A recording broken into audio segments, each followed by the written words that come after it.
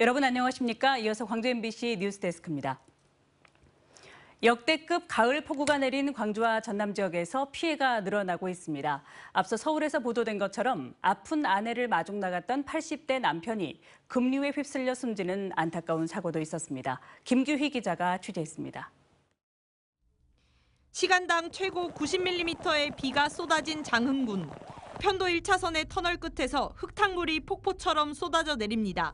산 배수로를 따라 빗물과 토사물이 한꺼번에 내려오면서 터널을 가로막은 겁니다. 이처럼 갑자기 내린 빗 속에 집 앞에 나섰던 80대 주민이 급류에 휩쓸렸습니다. 평소처럼 요양보호센터에 다녀오던 몸이 아픈 아내를 마중하러 나온 길이었습니다.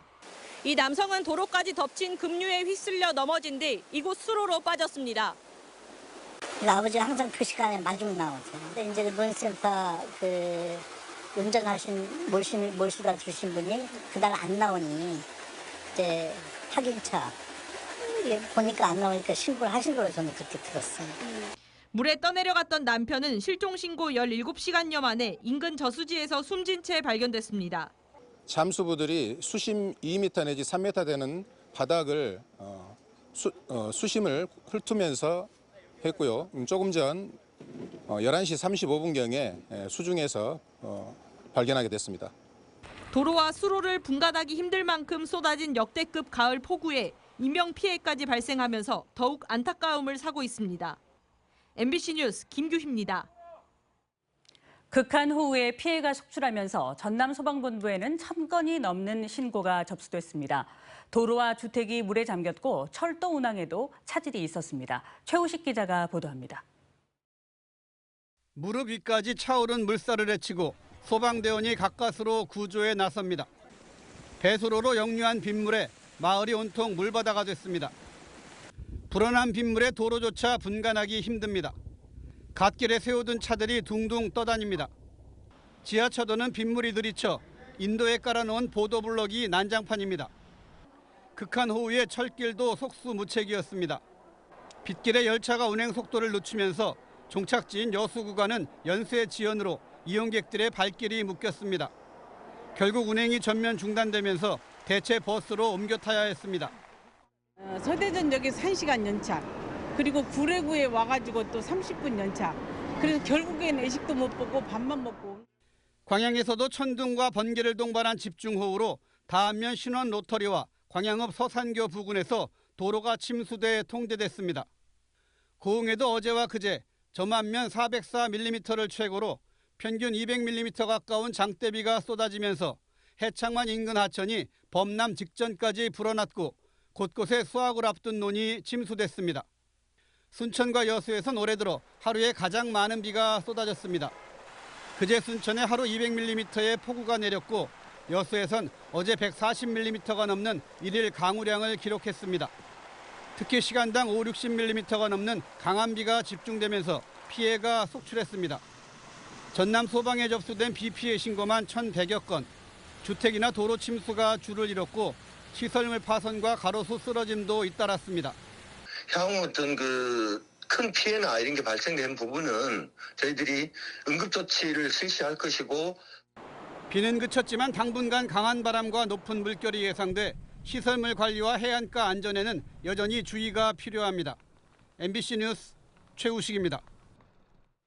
22대 총선 관련 선거범죄 공소시효가 다음 달 10일 만료됩니다. 광주와 전남에서는 현역 의원 4명 등이 선거법 위반 혐의로 검찰에 송치된 상태인데 향후 재판 결과에 따라 현역 의원들이 의원직을 유지할 수 있을지 관심이 쏠립니다. 보도에 김영찬 기자입니다. 지난 3월 초 22대 총선 후보 경선 과정에서 당원에게 이중투표를 권유한 의혹을 받고 있는 더불어민주당 신정훈 의원. 권리당원입니다. 그렇게 해버리면 끊어져 버려요.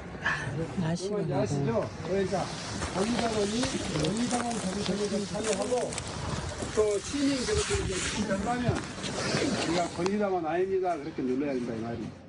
경찰은 당시 녹취록 등을 분석한 결과 선거법 위반 혐의가 인정된다며 신 의원을 검찰에 넘겼습니다. 현역 의원 중 공직선거법 위반으로 처음 재판에 넘겨진 민주당 정준호 의원. 정 의원은 지난 총선 경선 과정에서 금품 제공을 약속하고 불법 전화 홍보방을 운영한 혐의를 받습니다. 민주당 안도골 의원도 선거법 위반 혐의로 검찰에 송치됐습니다. 안 의원은 총선 경선 당시 사촌 동생과 함께 불법 전화방을 운영한 것으로 알려졌습니다.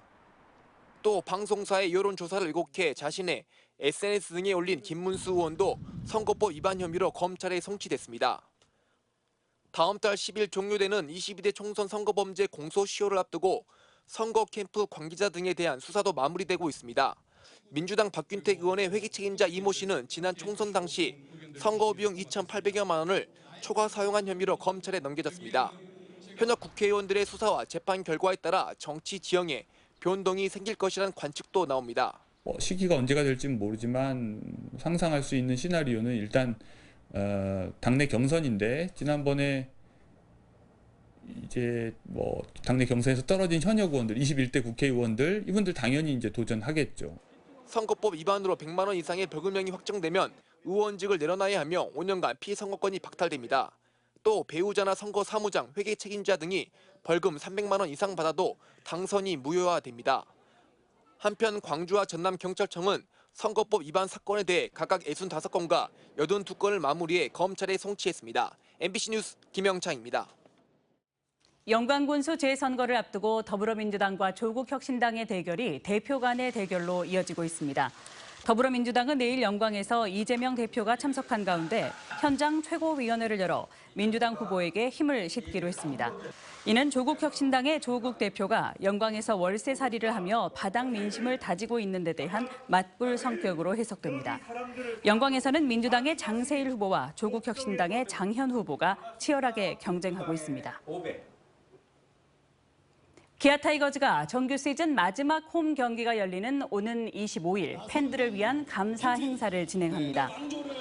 기아 타이거즈는 광주 기아 챔피언스 필드에서 열리는 롯데전에 앞서 김도영, 정혜영 선수가 참가하는 팬사인회를 진행하고 경기 시작 직전에는 우승 세리머니를 펼칠 예정입니다. 또 차량과 티셔츠를 경품으로 증정하는 등 다양한 감사 이벤트를 진행하기로 했습니다. 이날 경기의 선수들은 광주가 새겨진 특별 유니폼을 착용하고 2017년 우승을 이끌었던 김기태 전 감독이 시구를 맡을 예정입니다.